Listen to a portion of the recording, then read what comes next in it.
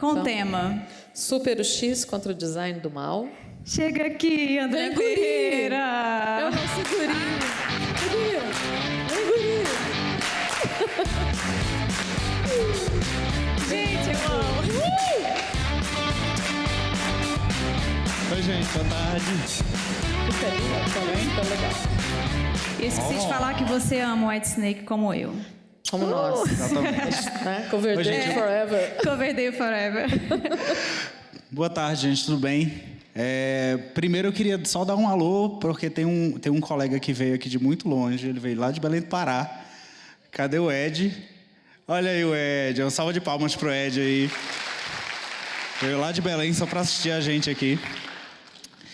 E aí eu queria falar um pouco para vocês sobre design, como ele impacta a vida das pessoas e por que a gente deve se preocupar com ética. O design ele influencia a vida das pessoas. O design tem poder para influenciar as pessoas. A gente consegue tornar a vida das pessoas mais conveniente, mais confortável, mais segura, mais feliz. A gente tem impactos sobre a forma como elas pensam, a forma como elas sentem o mundo e a forma como elas tomam decisões. Tá? A gente tem sobre decisões, a gente tem uma impressão de que a gente passa o dia tomando decisões sempre ali conscientes, né, de cabeça pensada. A gente pensa que escolhe a roupa que vai vestir de manhã quando vai sair para trabalhar. A gente pensa que escolhe a roupa que a gente vai, a comida que a gente vai comer em cada refeição. Mas, no fundo, muitas das nossas decisões, elas são inconscientes, elas são irracionais. Nós nos imaginamos como animais completamente racionais, mas nós, em muitos momentos, tomamos decisões irracionais, decisões automáticas, né? E decisões influenciadas por grupos sociais, pelos 200 mil anos de evolução da nossa espécie, e também pelos momentos em que a gente precisa tomar decisões, né? Os momentos de tomada de decisão.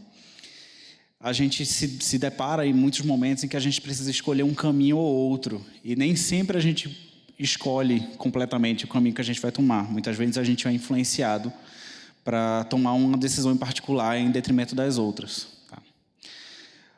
Uma decisão muito forte, uma decisão com impacto muito forte na sua vida, na vida das outras pessoas eu devo doar meus órgãos quando eu morrer?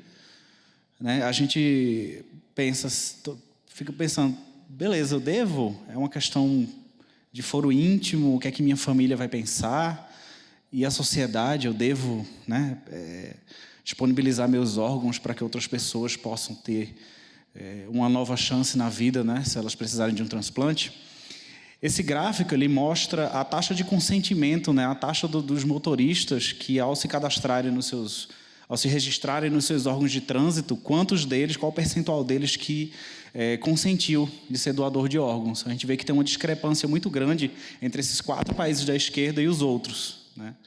E, aparentemente, você tenta fazer alguma relação assim, seriam diferenças culturais, mas aí a gente vê que tem países com culturas muito parecidas, como, por exemplo, países escandinavos, Dinamarca e Suécia, com discrepâncias muito grandes em relação a esse dado. Aí você pensa, é religião? Não.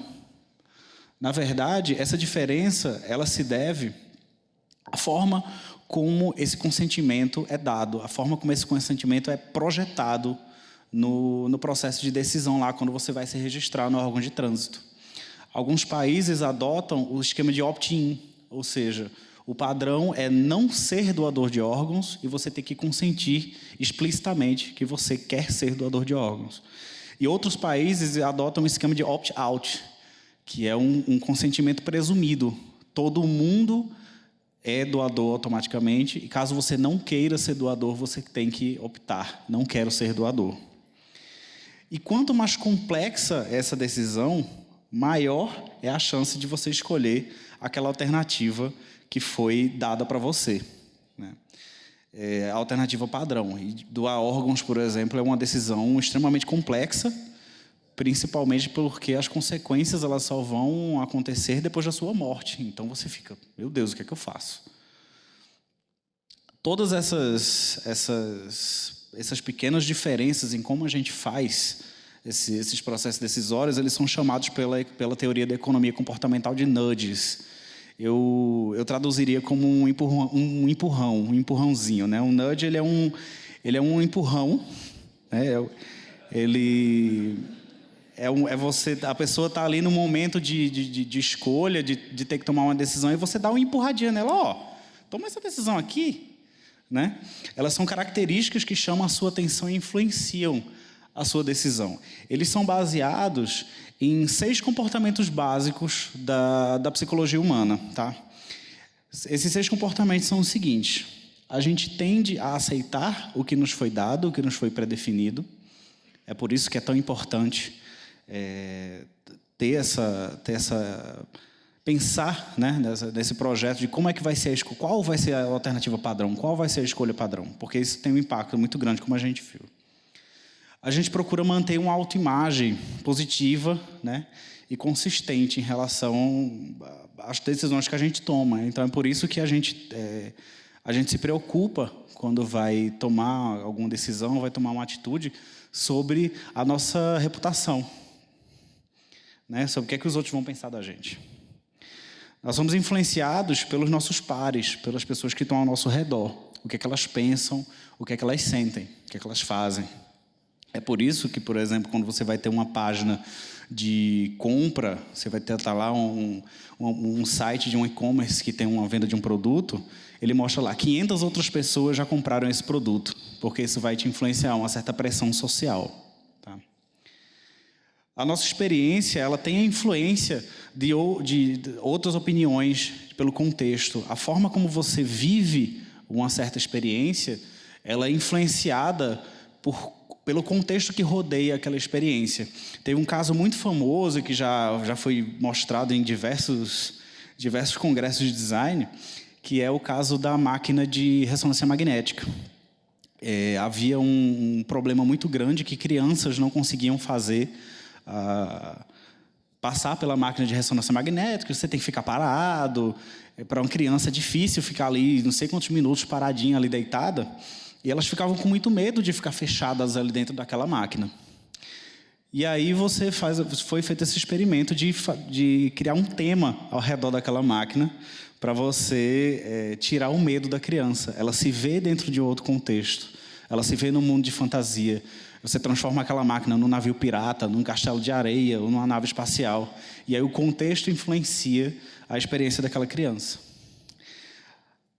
Também as nossas reações, a maioria delas não é consciente. A gente age de acordo com, seguindo reflexos, seguindo comportamentos que são herdados do nosso processo de evolução, por pequenos atalhos mentais, porque eles ajudam a gente a tomar uma decisão mais rápido. Essa característica é o que faz, por exemplo, a gente acreditar em qualquer coisa que lê na internet.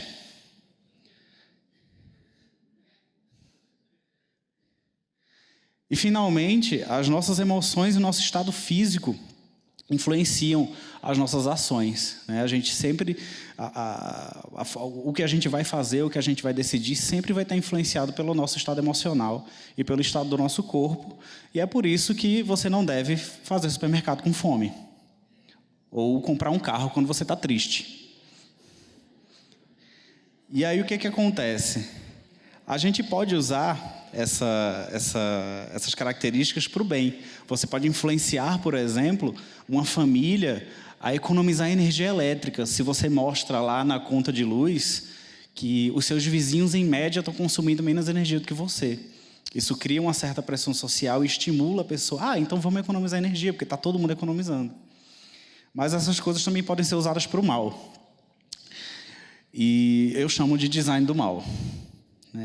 O design, muitas vezes, ele pode ser usado de uma forma muito perversa para que os interesses do cliente sejam colocados, da pessoa, do usuário, sejam colocados em segundo plano e colocados os interesses comerciais em primeiro plano. E são chamados dark patterns, ou padrões obscuros. Tá? E eles têm um impacto muito negativo no psicológico, eles influenciam as pessoas a fazer coisas que elas não queriam. E aí eu vim trazer os 10 mandamentos para uma super UX, ou pelo menos um UX que não seja tão sacana com seu cliente. Tá? Primeiro, não venderás gato por lebre. Se o seu botão fala que vai fazer uma coisa, se a sua interface diz que vai fazer uma coisa, é melhor que ela faça aquilo que você estava mandando, que você diz que vai fazer. Não foi o que aconteceu com uma certa empresa fabricante de software, que eu não vou dizer o nome, que lançou uma versão 10 do seu sistema operacional e achou que seria uma excelente ideia encher os computadores dos usuários de pop-up dizendo para eles atualizarem. As pessoas, foi meio lento o ritmo dessa atualização, e eles resolveram se tornar mais agressivos. Eles mudaram o comportamento de todos os botões, então, se você clicar no OK, ele vai atualizar. Se você clicar em instalar agora, ele vai atualizar. E se você clicar no fechar, ele também vai atualizar. Genial. Né? Segundo, não brincarás com as emoções do usuário. Não seja cruel. O design, a experiência do usuário, ela tem muito a ver com emoção. Ela tem a ver com a resposta emocional que a pessoa tem ao utilizar a sua solução. Então, manipular de forma negativa as emoções do seu usuário é uma coisa eticamente reprovável e vai danificar seu relacionamento com aquela pessoa. Esse caso, por exemplo, você tem um site de receitas que faz uma oferta lá de newsletter. Mora sozinho? Receba no seu e-mail 15 receitas incríveis para uma pessoa. Entra aqui seu e-mail e tem acesso a nossas receitas. Aí o botão que vai fazer com que você aceite é me mostre 15 receitas super fáceis. Caso você não queira receber essas receitas, você tem que clicar em não, obrigado, eu vou jantar comida de micro-ondas hoje. Qual é a intenção disso? Brincadeira, né? Qual a intenção disso? É fazer com que a pessoa se sinta mal de tomar aquela ação. Você está coagindo a pessoa a tomar a ação que você quer. Né? Então, 3. Não deixarás teu usuário sem opção. Liberdade é uma coisa extremamente importante. Eu sei que é tentador obrigar todo mundo a fazer o que você quer. Mas cercear a liberdade do usuário, fazer com que ele se sinta, fazer com que ele se sinta que ele não tem opção, só vai prejudicar a experiência dele e o relacionamento dele com você, né? Como foi utilizado um famoso aplicativo, vamos chamar de Fotogram, que recentemente estava colocando uns alertas para os seus usuários ligarem as notificações. E aí você tinha 2 opções: ativar agora ou ativar depois. Não ativar não é uma opção. Ou você ativa agora, ou você clica em ativar depois e passa semanas com um pop-up repetindo a mesma coisa. E aí? Não. Não cobrarás por baixo dos panos. Manipulação financeira. Muitos serviços pedem para os seus usuários fornecerem os dados de cartão de crédito, né, quando estão no cadastro. Eles dizem, por que a gente precisa desses dados? É só para verificar sua identidade, a gente não vai cobrar você agora. É só para certificar que você é você mesmo. Aí, 6 meses depois, você vai lá, dá uma olhada na sua fatura de cartão de crédito, tem um lançamento estranho. O que é isso aqui? O que é essa assinatura aqui? Aí você, meu Deus, é a assinatura daquele negócio que eu coloquei o cartão de crédito lá atrás. Aí você volta no serviço para cancelar essa assinatura e a opção está escondida, que você não consegue achar nem a pau. E aí você desiste de cancelar. É só, sei lá, R$ 2,50 por mês. O esforço de cancelar é maior do que o prejuízo que você tem. E aí a empresa continua a faturar em cima da sua falta de paciência. Não mandarás spam. Quem aqui gosta de receber spam? Não, né? Mandar spam é chato. Spam enche paciência, enche a caixa de e-mail, atrapalha você ver o que é que você tem lá na sua caixa de e-mail. E fora que imagina, você mandar spam para os seus amigos, que ainda te queima com seus amigos. Né? Você vai falar, o cara sem noção, vai ficar mandando convite de negócio que eu não quero. Isso aconteceu com uma famosa uma rede social de contatos profissionais, que alguns anos atrás ela fez essa oferta aí. Coloque seu e-mail aqui, adicione seus contatos de e-mail. Você vai ter um bom networking. E aí o que foi que aconteceu? O que é que acontece? Você aceita isso aí, e aí ele pega todos os seus contatos e quem está na rede, ele adiciona, e quem não está na rede, ele manda um convite para se cadastrar na rede. Foi uma repercussão assim, super negativa. Alguns usuários chegaram a entrar na justiça, e essa empresa teve que pagar 13 bilhões de dólares em indenizações em 2015. Né? Você vê que Dark Pattern ele não apenas irrita e atrapalha, mas ele também pode dar prejuízo para a empresa. Não cobrará as taxas escondidas. Esse aí é pura malandragem. Imagina que você está lá fazendo uma reserva de passageiro, você fez uma reserva de passageiro, agora você vai procurar uma hospedagem, e aí ele mostra lá o valor da diária. Nossa, precinho massa, está lá um botão bem grande, reservar. Você vai lá e reserva. Pô, cancelou. Aí você, de repente, você olha assim, uai, estava dizendo que era R$300, por que está me cobrando 500 aqui? Aí você vê que, na verdade, as taxas extras estavam escondidinhas lá embaixo. E você nem viu. Mais uma vez, o esforço de cancelar, o esforço de estornar essa compra vai ser maior do que o prejuízo que você teve, dependendo de como o serviço é feito. E, na maioria das vezes, as pessoas não cancelam. Não confundirás teu usuário. Imagine isso aqui. Você não quer mais receber notificações de um certo serviço. E aí você vai lá, vou cancelar minhas notificações. Ele primeiro mostra todo um texto mostrando por que é que você não deve cancelar suas notificações, nossas informações são extremamente relevantes, mas mesmo assim, tem certeza? Aí tem um botão ali, não, cancelar. Aí você cancela, você clica lá em cancelar. Você jura que você cancelou o recebimento de notificações. Não! Na verdade, você cancelou o cancelamento. Parece piada. Porque, na verdade, o cancelamento das notificações ele está nesse link clarinho aqui embaixo. Não. Não enfiarás produtos no carrinho. Você imaginou você está numa loja e você está lá com seu carrinho de compra. Eu quero isso aqui, eu quero isso aqui. Aí, de repente, vem um vendedor assim, joga um negócio na prateleira, joga dentro do seu carrinho e sai correndo. Mas, virtualmente, isso acontece muito. Tá? Você está lá, você vai comprar um produto, aí você passa lá no seu carrinho, vai revisar seu carrinho e tem um item lá. Quem comprou esse produto também comprou tal coisa, mas você não percebe que, na verdade, eles estão marcados ali. Quando você concluir a compra, você vai comprar o que você escolheu e o que o site está dizendo que você deve comprar também. E aí, mais uma vez, você vai concluir a compra, você só vai perceber depois. Acontecem muitos casos. Eu vi quando eu estava fazendo a pesquisa, vi um cara que ele comprou um iPad e o site enfiou no carrinho dele a capa também. E ele só percebeu quando chegou na casa dele, o iPad junto com a capinha que ele não queria ter comprado. E aí, mais uma vez, o transtorno de ligar, ir lá, tudinho, cancelar a compra, devolver o produto, muitas vezes não compensa, a pessoa acaba desistindo e a empresa faturou mais um em cima do cliente. Não trancarás o usuário do lado de dentro. Isso é surreal. Eu fui tentar cancelar minha conta num grande e-commerce. E aí eu fiz, vou cancelar minha conta. Eu acho que o caminho deve ser lá em minha conta e deve ter um link lá, né? Cancelar a conta. Aí você vai em sua conta. Cadê? Não tem. Na verdade, o caminho é esse aqui, ó. Você tem que ir em ajuda. Precisa de mais ajuda. Fale conosco. Outra coisa.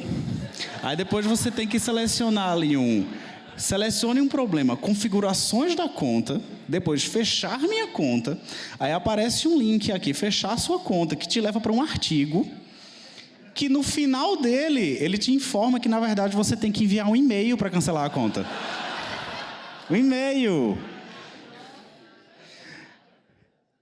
Não. E, finalmente, não te aproveitarás da leitura dinâmica.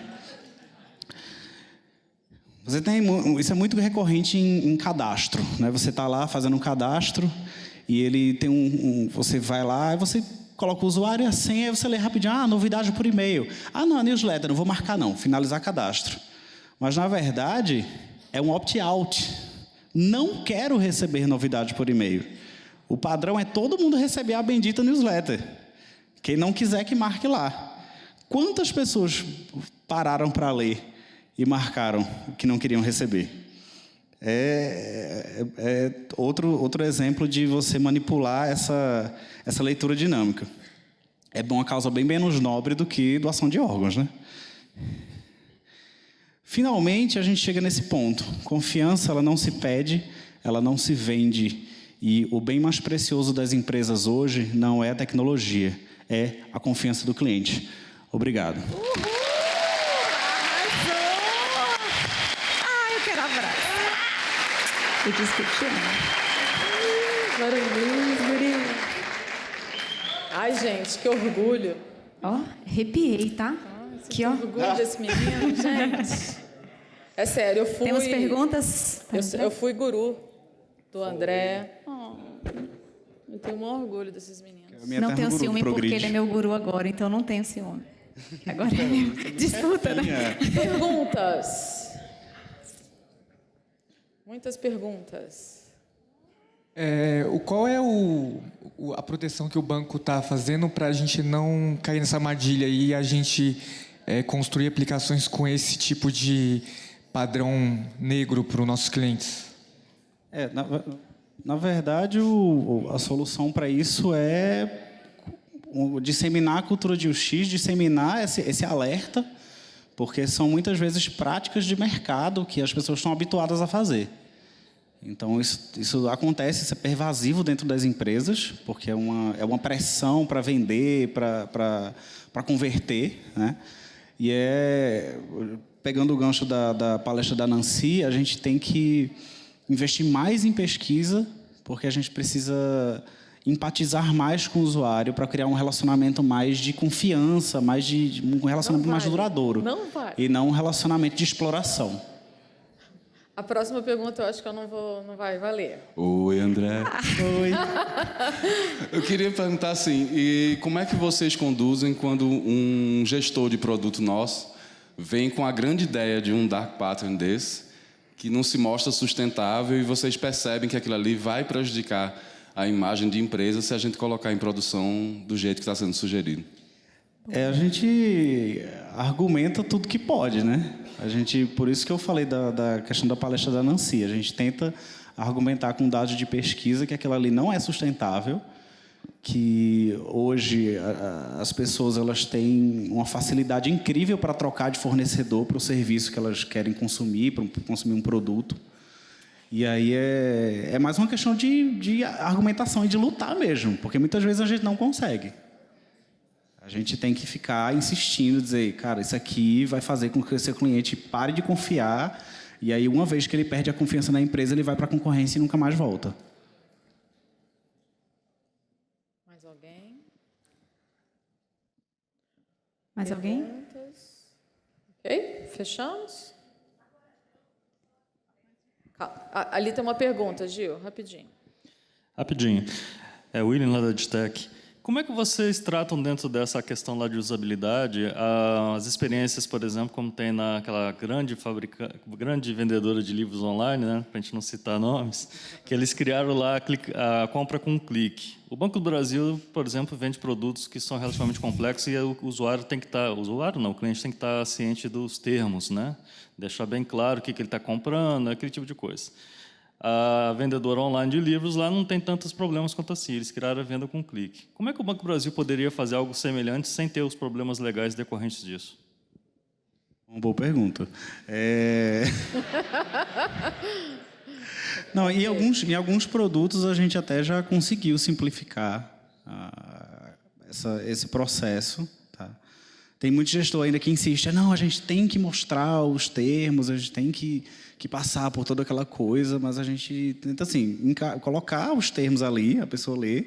A gente sabe que as pessoas não leem, né, os termos, mas para mim a melhor forma da gente viabilizar isso é, primeiro, a gente ter produtos melhores, né, e a gente pensar nesse aspecto ético na hora de estar desenhando as interações. É muito complexo e cada caso é um caso.